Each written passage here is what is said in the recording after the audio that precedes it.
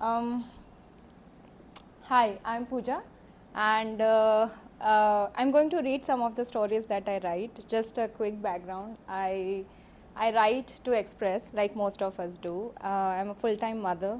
Sometimes I blog and write, and a lot of my characters are just a reinterpretation or a reimagination of whatever is happening. So maybe I'm observing what's going on, and when I'm in my zone, what I just try to do is rethink, reimagine, think of possibilities, just think like the Loki's branch of timelines of what all can happen if they met again or conversed in a setup.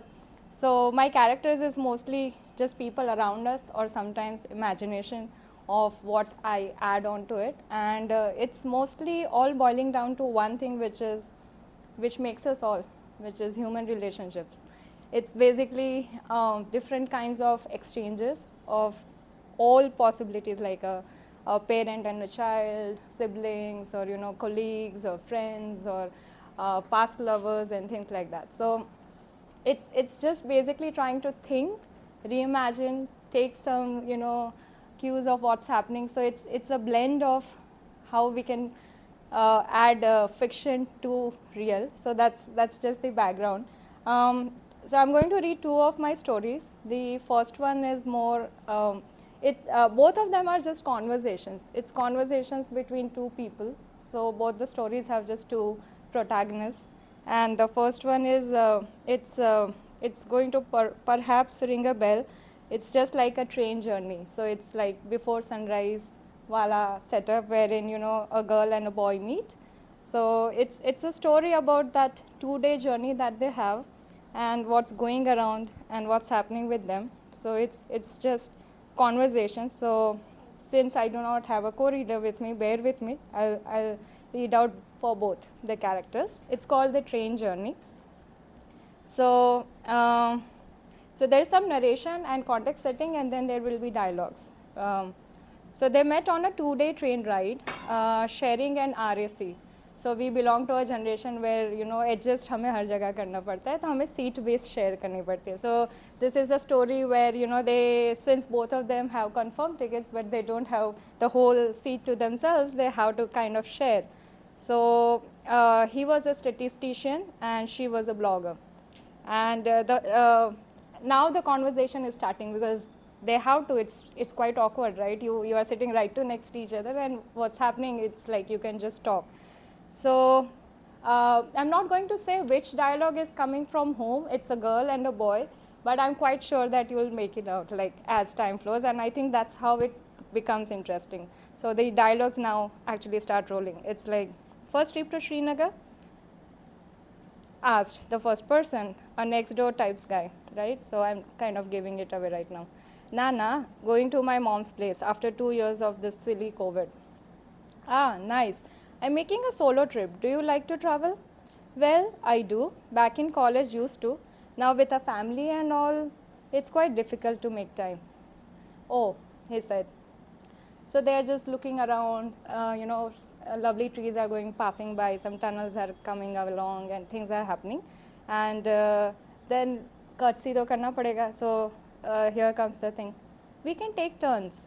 It's a long ride, she said, because the girl has to offer, right? Because otherwise it's assumed that the girl will take the seat and the boy will have to, duck himself next to the toilet or somewhere. And that's how the scene is. But she's kind enough, and she says, let's take turns. And the boy is like quickly saying, cool, that works, let's do that. So dheere dheere the evening comes, it's all getting shant. People are done with reading books and newspapers and sharing laddus, and whatever has happened around the train, it has happened, and everybody is like in their now own zone, trying to just doze off. So do you just write for fun? Well, that would be largely correct. Don't you think many people read my blogs? She said. What kind of topics? He asked. Anything from traveling to Indian history, art, culture. I like to observe people. Make stories. Sometimes just imagine their story in my head. Whoa, I better be careful then. He got a little anxious. He was like, hey, I'm going to pakka make the next character in one of her stories, right? Arey, don't fuss. Observing doesn't mean judging. It took him a while before he could understand that he wasn't yet fully sure what it meant. Dhire dhire, the raat happens. Why don't you go first? I'll be at the door, he offered. Like he wanted to take a cigarette break, quite evidently. What will you see outside at this time? So she is observant enough, so she's catching him, right? So she's like, raat ho gayi hai, par dikhne nahi wala. Don't make, lame excuses. It's completely dark. Doesn't matter.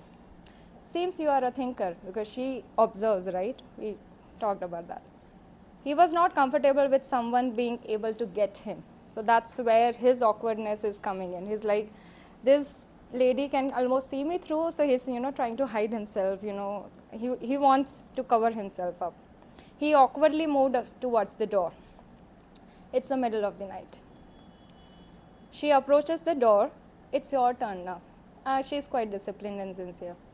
Do you have any regrets? It seemed he was talking to himself. The boy suddenly says, do you have any regrets? It almost felt like he was talking to himself. Are you asking me? Said the girl. Yes, there is nobody else here. Do you see anyone around? Yes, I have regrets, but I don't want any more. अगर दिल करे तो सोचो, but फिर भी दिल करे तो कर लो. That's what the girl is saying. Okay?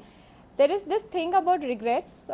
You think a lot, and so she's coming up with a plain, simple answer. She's like, okay, maybe you get a voice in your head sometimes saying, okay, stop. But then if your heart says again, just go for it. Don't stop yourself. That's what the girl is saying. Two options. Don't go for it and regret. Go for it and make peace with it. Difficult hai, but shayad kar paoge. That's what she's just trying to explain, because he was clearly puzzled what it meant. The night goes by. It's now morning, the next day, right? Now suddenly this question comes from her, like she's wearing the thinking hat. Is it possible to be unconditional? She suddenly says. Nahi, it's always transactional. The boy is like very much like, what are you even saying? That's always a give and take. Maybe this thought is utopian. Then is it still possible to be giving all the time? She added. It's a choice. If it's tied to a reciprocal expectation, it's not pure giving, he said, anyways, right? Like if you are expecting, you are giving because you are expecting something, then like how is it platonic any which ways? How is it pure? Yes, makes sense, she says. But why have a label for everything? Can't it be because you want to? Can't it be because, like you said last night, option 2? Well, that's good way to make peace, but breaking our self-imposed constructs, like what you think is right, wrong, what you think you want to do, is an eternal battle, right? That we all have, like from सुबह क्या खाना है पहनना है से लेके the deeper questions of what my life is all about. It's always an eternal battle that we wage with our own selves, right? Judging selves. I think we judge most ourselves than anyone else. So yeah, that's that aside. Then don't judge, he simply said. People try. She reflexively nodded. I think she didn't even register. She just said, yeah, people try. Then it's the afternoon. There is some gap. The dialogue continues. Why do we want things if they have a regret or feeling that, how to say it, a feeling you don't want to have? Like how do you even define a regret? It's perhaps something that you don't want to have, or when it keeps resurfacing, you don't want to think about it. That's perhaps a regret. She said, life is a gift. Saying no is probably easy. Saying yes comes with a package. Most of the time, the fear of the unwanted things is regret. But the contentment that good things come from the same package is an expectation. And we often forget that it's taken for granted. He explains. He's suddenly now this deep thinker and philosopher, and he's trying to explain things. That's well put, she exclaims. Her observation that the guy only understands numbers because he's a statistician was fundamentally wrong. She was happy that she was wronged actually, because when you do something over and over again, you think that you are too good at it. You observe people, you start profiling them, you feel that you are at it, but it's good to be wrong because there is a lot out there that we don't know. So to be happier, we could take things as they are and be grateful. But what would make the sad parts of the package even more unwanted, isn't it? The art is we should learn, isn't it? Yeah. So they are now in this deep meta conversation. And clearly they are sharing the RAC seat, and the awkwardness has gone, and they are just enjoying the conversation. And now it's finally again the evening. It's a 2-day ride, so time is slipping as we are talking, and they are getting more comfortable. They are talking about things that were there. It's just has found new words now.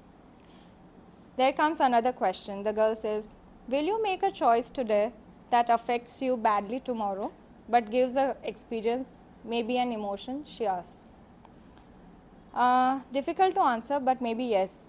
That's new experience, yes. But the fact one will hope is that it will get over. The bad part should follow, but I don't want that. He said, still thinking while speaking, is not able to process what's going on. But isn't that the tricky thing? They coexist. The good part, the bad part, they coexist. And we can't control that. Isn't that silly? Again, that's life. Why fuss? He added. So he is this, young, outgoing types boy, and he's trying to find good in everything. So he again says charmingly, just like a college boy, he's like, but why fuss? Like, he's quite simple in his demeanor. So he's like, yaar kuch aur baat karte hain, getting too serious. So now they suddenly realize that this is going into a deeper trough than they had imagined. Cool. Let's Swiggy. Station aa raha hai, kuch kha lete hain. So now they are very comfortable and they are talking to each other, and Swiggy ho raha hai saath mein. And now it's the midnight. Now she's generally trying to bring up things that are not too proddy. So she asks, what's your usual day like? Baat karte hain. This guy is like, he's himself is like office and Netflix, aur kya hota hai life mein? It's like an obvious answer. These are the only two things that happen. Don't you pursue any interests or hobbies or hang out? The boy says, yeah, sometimes. You are a loner? And then the boy gives it back. Why label? Because, it was her who was trying to say why label things, and now he's giving back, like, why label? And then she says, yeah, agreeing, why label? The boy now asks, what's your day like? Well, I manage home, my child takes most of my time, and then when possible, I write.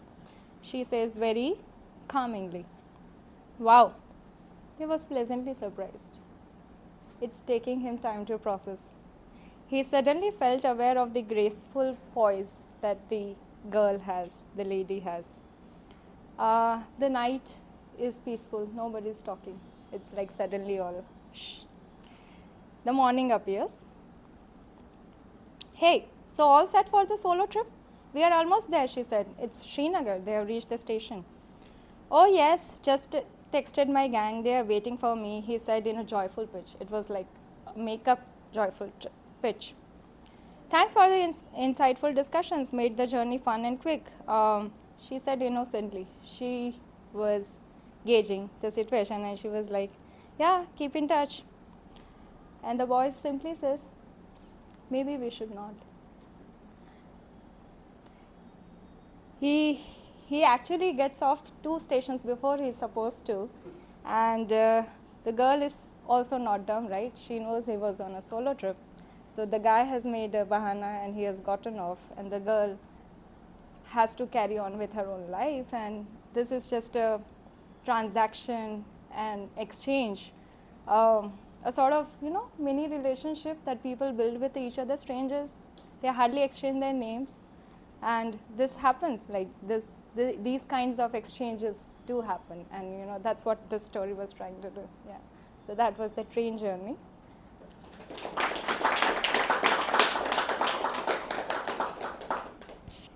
Thank you. My next story is, it's trying to celebrate